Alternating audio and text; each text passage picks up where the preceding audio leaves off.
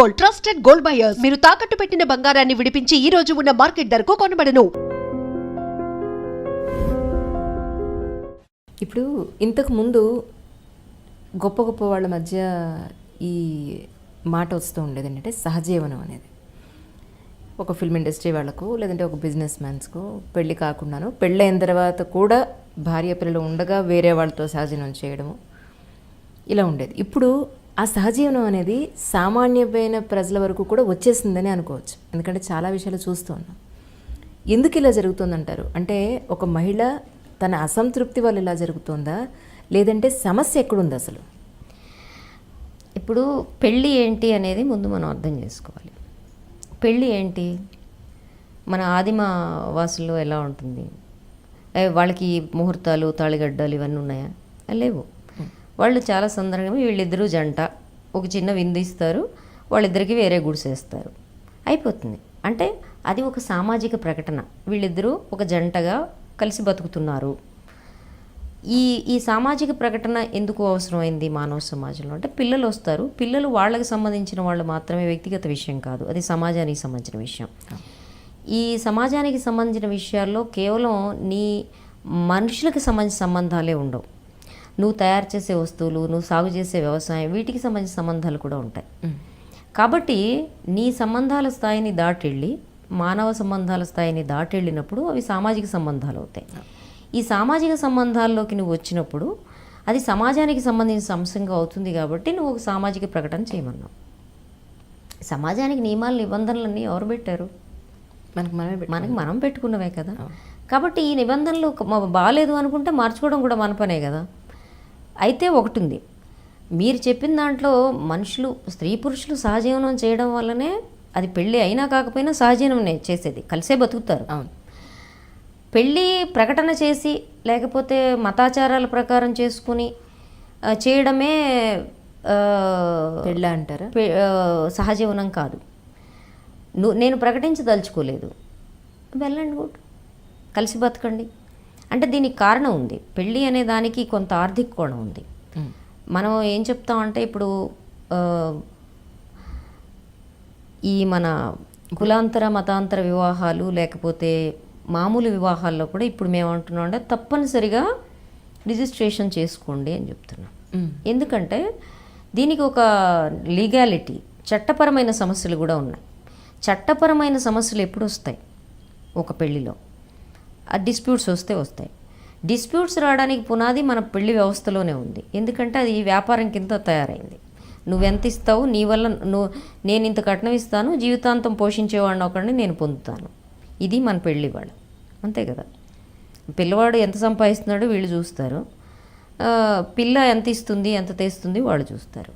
కాబట్టి ఇదేంటి, వాళ్ళిద్దరికీ ఆకర్షణ ఉందా, ప్రేమ ఉందా, వ్యామోహం ఉందా ఒకళ్ళ పట్ల? ఇవి పట్టదు కదా మనకి. పైగా ఒకళ్ళ పట్ల ఒకళ్ళకి ఆకర్షణ, వ్యామోహం ఉంది అంటే మన వాళ్ళు గొల్లును గోలెత్తిపోతారు, అలా ఉండడానికి వీలు లేదని చెప్పి. అరే, సంసారం చేయాల్సిన ఆడది మగాడి మధ్య ఆకర్షణను వ్యామోహం లేకపోతే తట్టుకోలేనంత వ్యామోహం ఉండాలి అసలు న్యాయానికి.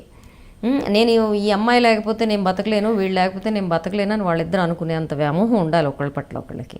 అసలు అది పలకడమే పాపం కింద మన వాళ్ళు భావిస్తే ఇంకేం చేయాలి చెప్పండి. కాబట్టి స్త్రీ పురుషులకి ఒకళ్ళ మధ్య ఒకళ్ళకి వ్యామోహం ఉండటం, నువ్వు నన్ను పోషించగలవా, నువ్వు గ్యారంటీ లెటర్ నువ్వు రాసిస్తావా, నేను రాసిస్తానా అనే వ్యాపార బంధం కంటే మంచిదని నేను అనుకుంటాను. కానీ ఎప్పుడైతే పెళ్ళి అనే మత కుల రిజిస్ట్రేషన్ వ్యవహారంలో ఎప్పుడైతే ఈ ఒప్పందం ఉంటుందో, నిన్ను నన్ను పోషించుకునే ఒప్పందం ఏదైతే ఉంటుందో, ఇది ఆర్థిక ఒప్పందం. ఈ ఆర్థిక ఒప్పందం విచ్ఛిన్నం అయినప్పుడు, తప్పనిసరిగా విచ్ఛిన్నం అవుతుంది అనుకున్నప్పుడు, లేకపోతే అది కొనసాగుతున్నప్పుడు దానికి లీగాలిటీ అవసరం, చట్టబద్ధత అవసరం.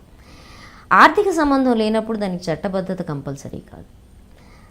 నీకు నాకు చచ్చేట్టు ప్రేమ ఉంది, మన ఇద్దరం కలిసి బతకదలుచుకున్నాం, వచ్చే ఫలితాలని మన ఇద్దరం కలిసి భరించడానికి సిద్ధంగా ఉన్నాం, ఓకే, కలిసి బతుకుదాం. మరి ఒకవేళ మనం కలిసి బతకడం సాధ్యం కాకపోతే, దీంట్లో నీకు సంబంధించి నువ్వు నన్ను పోషించడం, లేకపోతే నేను నీ జీవితానికి గ్యారంటీగా ఉండటం అనే అంశాలు ఉన్నాయా లేవా? లేవు. నా జీవితానికి నేనే బాధ్యురాలని, నీ జీవితానికి నువ్వే బాధ్యుడివి అనే అవగాహన ఉందనుకోండి, అప్పుడు ఎందుకని జనం గోలెత్తిపోవాలో నాకు అర్థం కావట్లేదు. వాళ్ళకి అవగాహన ఉంది, చేసుకుంటున్నారు, కలిసి బతుకుతున్నారు, వెల్ అండ్ గుడ్.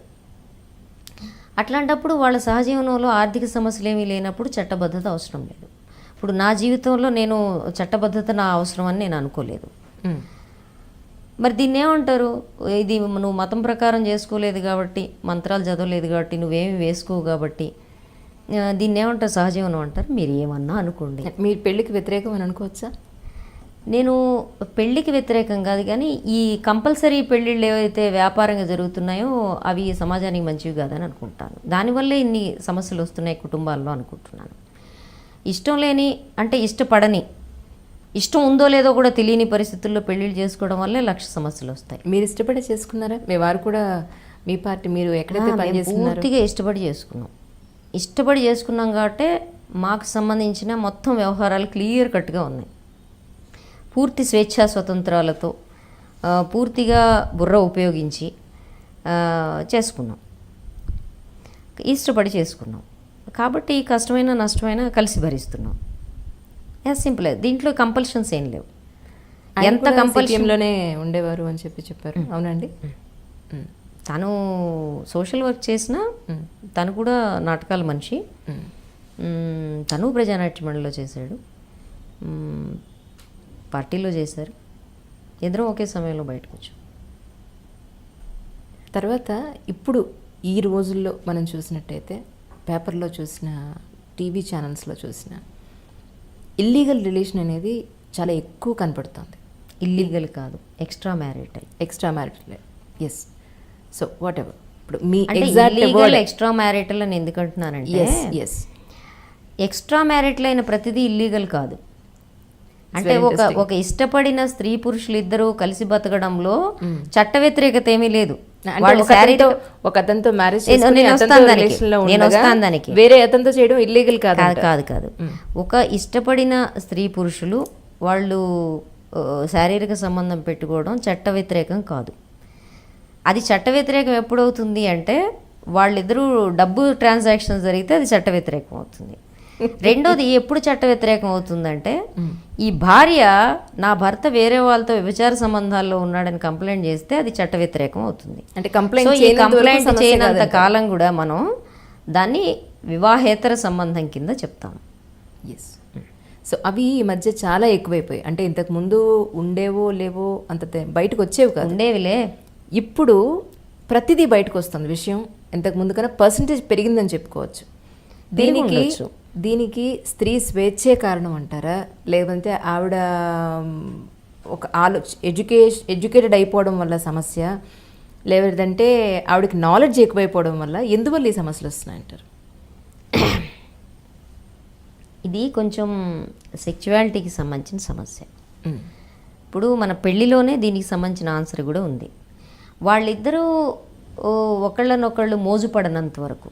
శారీరకమైన మోజు ఏంటి, పెళ్లిలో పవిత్రతను ప్రేమ ముఖ్యం అంటారు చాలామంది. కానీ ప్రేమకి, అంటే స్త్రీ పురుషుల మధ్య ప్రేమకి పునాది శారీరకమైన మోజే. కాబట్టి ఈ శారీరకమైన మోజు లేకుండానే మనం పెళ్లి చేస్తాం. వాళ్ళకి ఒకళ్ళ పట్ల ఒకళ్ళకి ఆకర్షణ ఉందో లేదో నాకు తెలిసి ఇంతవరకు ప్రపంచ చరిత్రలో స్త్రీ పురుషుల మధ్య, ప్రత్యేకమైన స్త్రీ పురుషుల మధ్య ఆకర్షణ ఎందుకు వస్తుందో ఇంతవరకు ఎవరు తేల్చలేదు. కానీ వస్తుంది, అది అంతవరకు వాస్తవం. మనకి ఈ ఫలానా అమ్మాయి నువ్వు ఎందుకు ప్రేమించావు అంటే ఎవడు జవాబు చెప్పలేడు. అందుకే తావాల్సింది రంభ అనే సామెత కూడా వచ్చింది. కాబట్టి ఒకళ్ళని నువ్వు వ్యామోహపడతావు, మోజు పడతావు. ఆ మోజు అనే పునాది లేకుండా మనం పెళ్లి చేస్తాం. కారణం ఏంటంటే సంబంధం మంచిది, పిల్ల సుఖపడుతుంది, అమ్మాయి కుటుంబం మంచిది, అమ్మాయి చూడ్డానికి బాగుందిగా నువ్వు ఆకర్షణ పడు అంటారు మన వాళ్ళు. అది సాధ్యం కాదు. చూడ్డానికి బాగున్న ప్రతి వాళ్ళ పట్ల మనం ఆకర్షణ పడం అంటే మనం ఆంబోతుల స్థాయి దాటొచ్చి చాలా కాలమైంది మానవ సమాజం. ఓకే.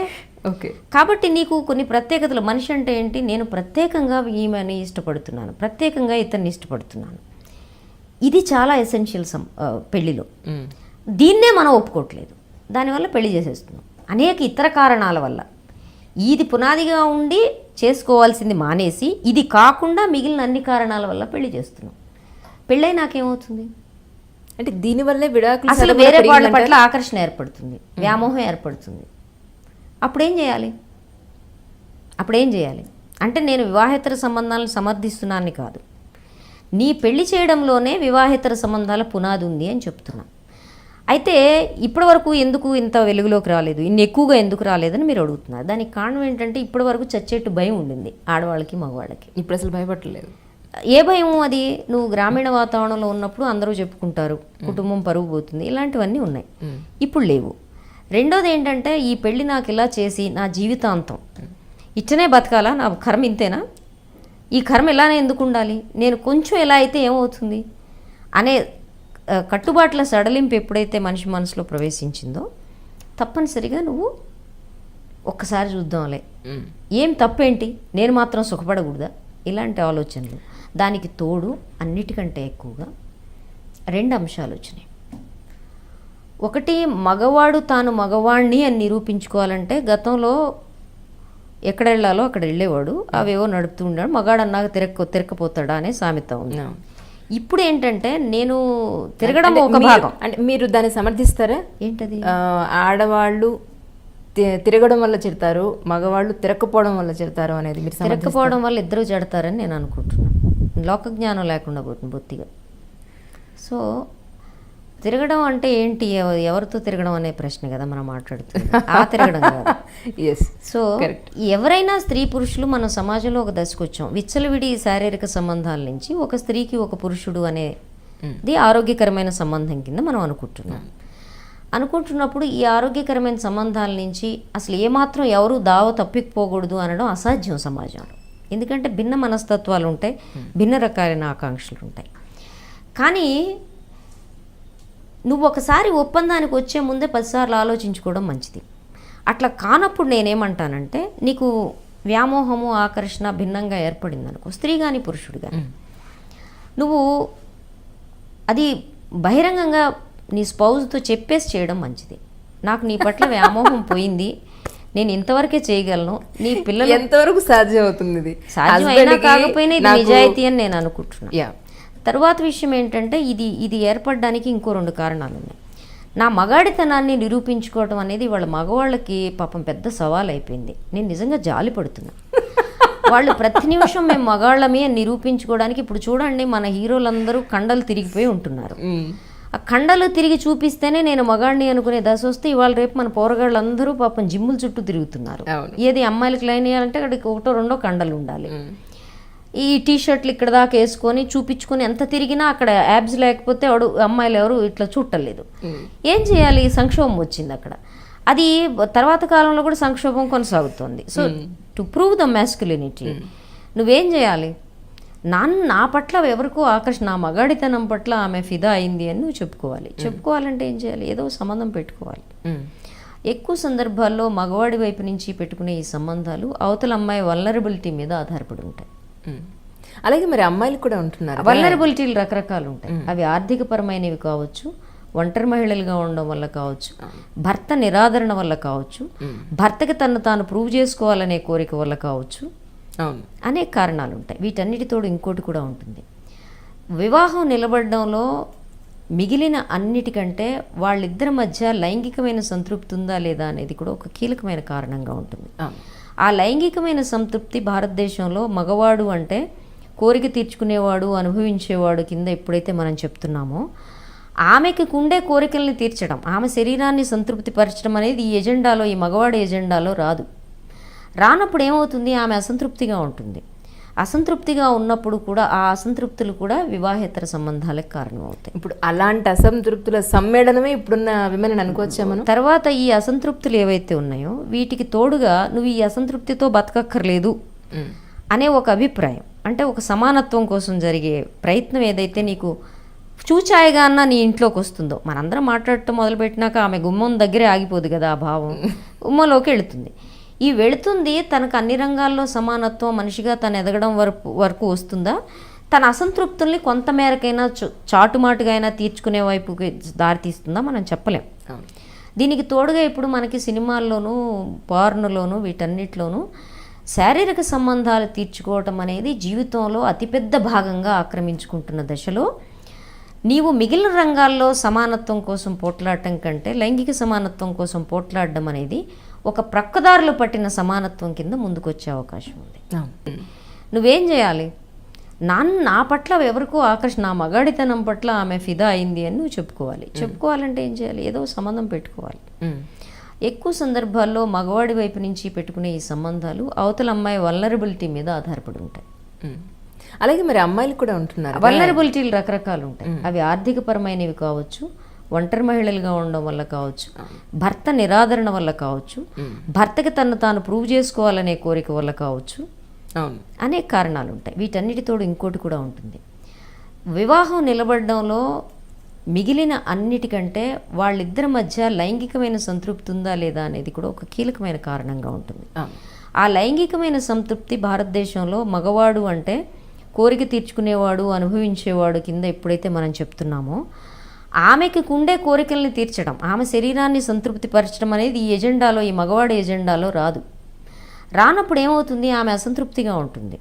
అసంతృప్తిగా ఉన్నప్పుడు కూడా ఆ అసంతృప్తులు కూడా వివాహేతర సంబంధాలకు కారణమవుతాయి. ఇప్పుడు అలాంటి అసంతృప్తుల సమ్మేళనమే ఇప్పుడున్న విమెన్ అనుకోవచ్చా మనం? తర్వాత ఈ అసంతృప్తులు ఏవైతే ఉన్నాయో వీటికి తోడుగా నువ్వు ఈ అసంతృప్తితో బతకక్కర్లేదు అనే ఒక అభిప్రాయం, అంటే ఒక సమానత్వం కోసం జరిగే ప్రయత్నం ఏదైతే నీకు చూచాయిగా అన్న నీ ఇంట్లోకి వస్తుందో, మనందరం మాట్లాడటం మొదలుపెట్టినాక ఆమె గుమ్మం దగ్గరే ఆగిపోదు కదా ఆ భావం, గుమ్మంలోకి వెళుతుంది. ఈ వెళుతుంది తనకు అన్ని రంగాల్లో సమానత్వం, మనిషిగా తను ఎదగడం వరకు వస్తుందా? తన అసంతృప్తుల్ని కొంతమేరకైనా చాటుమాటుగా అయినా తీర్చుకునే వైపుకి దారితీస్తుందా? మనం చెప్పలేం. దీనికి తోడుగా ఇప్పుడు మనకి సినిమాల్లోనూ, పార్నులోనూ, వీటన్నిటిలోనూ శారీరక సంబంధాలు తీర్చుకోవటం అనేది జీవితంలో అతిపెద్ద భాగంగా ఆక్రమించుకుంటున్న దశలో నీవు మిగిలిన రంగాల్లో సమానత్వం కోసం పోట్లాడటం కంటే లైంగిక సమానత్వం కోసం పోట్లాడడం అనేది ఒక ప్రక్కదారులు పట్టిన సమానత్వం కింద ముందుకొచ్చే అవకాశం ఉంది.